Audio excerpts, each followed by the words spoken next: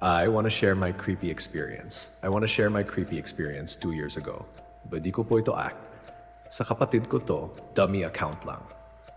Dito na lang ako nag-confess para na rin sa privacy ko at ng store na pinagtatrabahuan ko. So here it is. Nangyari to sa akin mga 2 taon na ang nakalipas nung nagtatrabaho pa ako sa isang restaurant at bago pa lang akong napro-promote. Nasanay na akong magsakripisyo at tumanggap ng kahit anong shift, graveyard, closing, opening para lang hindi mawala ng trabaho. Kaya naman nang inatasan akong mag-extend para i-supervise ang mga mag-aayos ng sink sa kitchen, hindi na ako nagdalawang isip. Kahit alam kong delikado, pumayag ako agad.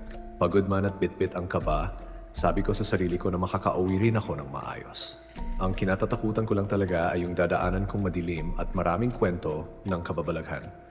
Matapos ang gawain, alas 1:15 na ng madaling araw nang makaalis ako.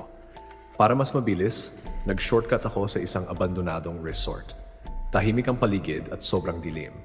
Nang dumaan ako sa isang village kung saan namatay ang kaibigan ko, nag-menor ako at sinabayan ng dasal.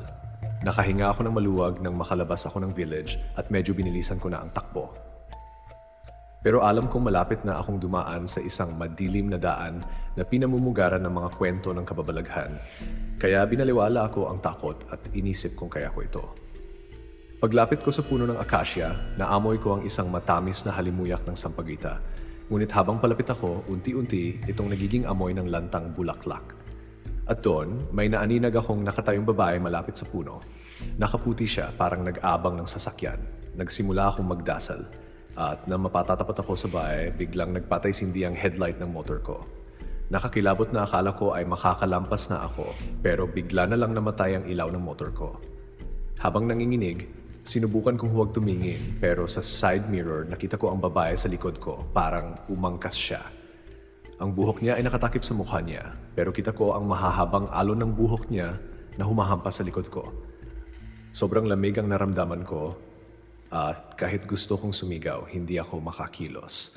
Hindi ako makagalaw, parang paralisado ang katawan ko sa takot. Sa gitna ng aking takot, nagpatuloy-tuloy ako sa pagdasal at bumusina ng paulit-ulit. Umaasang makakakita ako ng sasakyan. Nang malapit na ako sa isang baryo na may ilaw, doon ko napansin na tila gumaan ang motor ko.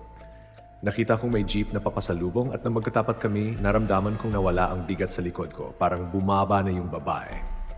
Nang makarating ako sa bahay, agad kong kinuha ang rosaryo at kinuwento ang lahat sa mama ko.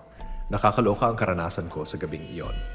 Sa mga nagmo-motor diyan, siguraduhin yung dasal, busina at lakas ng loob ang bit-bit nyo. Yan ang naging sandigan ko para makauwi ng maayos.